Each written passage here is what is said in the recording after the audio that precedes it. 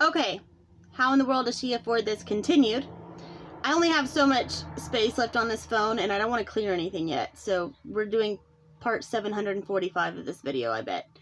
What I was saying is, my husband helps. He picks up most of the big bills, but there are times when he picks them up and he's like, hey, we don't have a whole lot left over, And so that is when life has changed for me, because I'm married and have 3 kids. 2 are mine, young kids. The other one is fixing to graduate, has a job, lives with his mom. But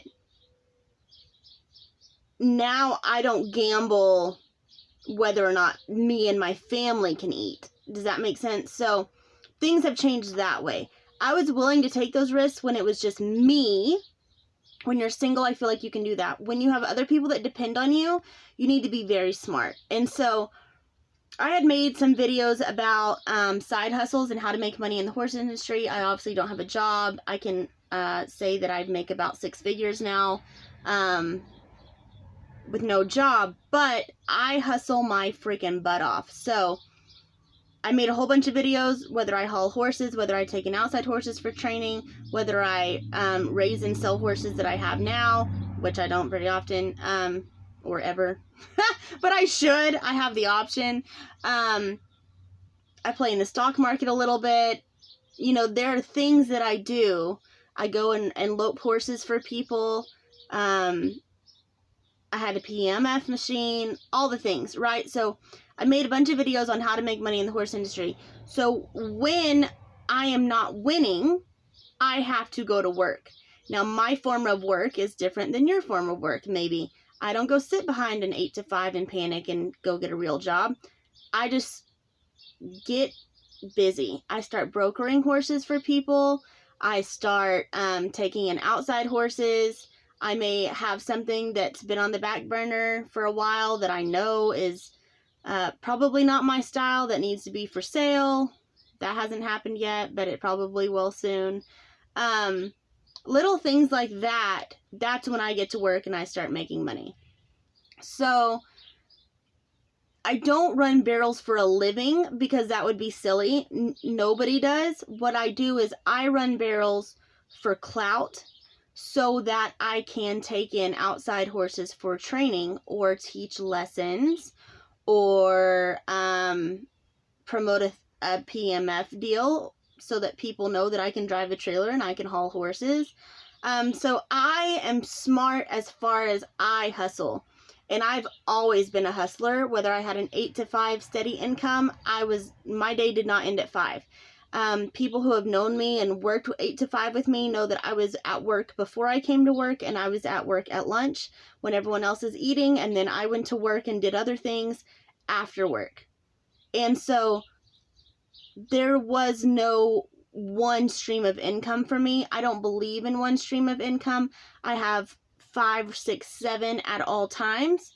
And so when one sucks and is not making any money, chances are I'm bringing it in another way. If you follow me on Facebook, you know I've always brokering something for somebody, horse trailers, tack, horses, whatever.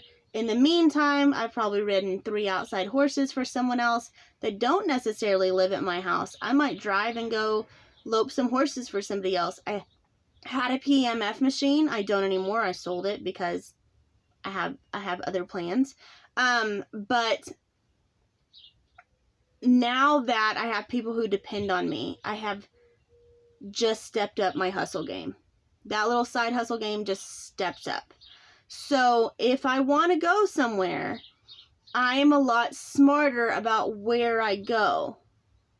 I don't go to every Tuesday, Thursday, Saturday, Sunday MBHA $35, $10 nomination fee. Plus I've got an exhibition colt. Plus I've got the diesel and the food and all the arena fees and all the things. I don't do that. I go to the smaller jackpots when my good horses need air in their lungs to go to something that pays worth of crap. Okay? I will then take my colts to those races. But you don't get to be a colt at my house if you require exhibitions very often. if you require riding very often, if you don't retain information, you can't live at my house because you're not going to see the pattern very often. My good horses don't see the pattern very often. You're not going to get a lot of riding time. My good horses are going to get a riding time. I'm not going to camp out here and ride 8 horses a day and neglect my kids over the summer. We're going to go do some things. So the standard of the horses that I keep on my place has changed. I've raised it. The horses that stay here are so mature that they don't require saddles all the time. They don't require exhibitions. Exhibitions are nice, but they're not a must. And these are horses that I'm starting from nothing. So the standard of the horses that I keep has changed as far as colts go. They only stay if they're very mature and if they are very smart. Okay? So, because they're not going to go jackpot to season. I'm going to freaking keep them and get them as solid as I can until I think they can run in the 5Ds. And then I'm going to throw them in the trailer with my good horses who I think are going to run in the 1D and 2D at these big races. And their seasoning is going to be done at big super shows. They're not going to be done at the little jackpots if I can help it. Because if people would pay more attention to how much money they spend at these little jackpots to win $100, $200 max, you pay $35, maybe a non-member fee, maybe you join your membership, so there's money. Then you're paying an arena fee, the fuel there and back, which is well over $5 a gallon now if you drive a diesel. Even if you drive a gas, it gets worse gas mileage than a diesel, so you're still probably breaking even as far as that goes. Food, if you're going to eat, if you would not go to 100 million little jackpots, you could afford to go to 1 or 2 good shows a month that would pay enough if you won money there to pay your way for 3 or 4 or 5 more shows, decent shows, that you could possibly win money at those to keep going. In the meantime, you're side hustling. In the meantime, you're working. Now, I've kind of taken a break from working so much because I have my little boy home and my little girl home for the summer. So, and I'm wanting to drive back and forth to see my husband. I've got a house that I'm selling. So, I am not doing a whole lot of, there's not a whole lot of side hustling going on. Spencer's just been popping them big.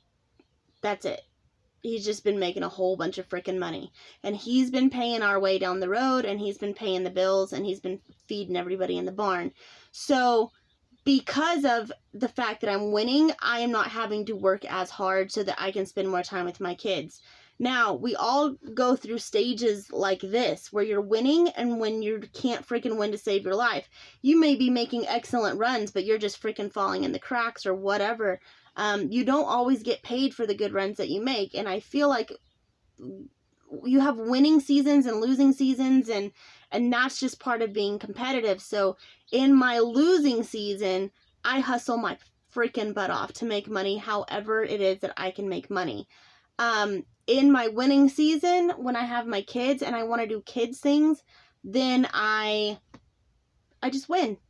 And I just live off my winnings if I can, and I enjoy the winning season and getting to spend time with my kids.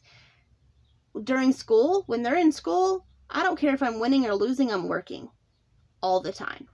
I'm just stacking as much money as I possibly can. I never, as a single mom, worked 8 to 5, and then that was it. I never did that. I worked before 8 to 5. During work, I was probably hustling something online, and then afterwards, riding outside horses. Period. I have never only had one stream of income. You need to start building your stream of incomes. I don't care what they are, build them. You have to have multiple streams of income. You don't always have to have everything performing at a high level, but something needs to be making money when the other thing is not making money. So that is how I have been able to afford to do this. I also pay attention to payback at barrel races. This is probably going to cut off any minute now, but I'll follow it up with another one. If you are going to races who are nickel and diming you to death with fees, arena fees, non-member fees,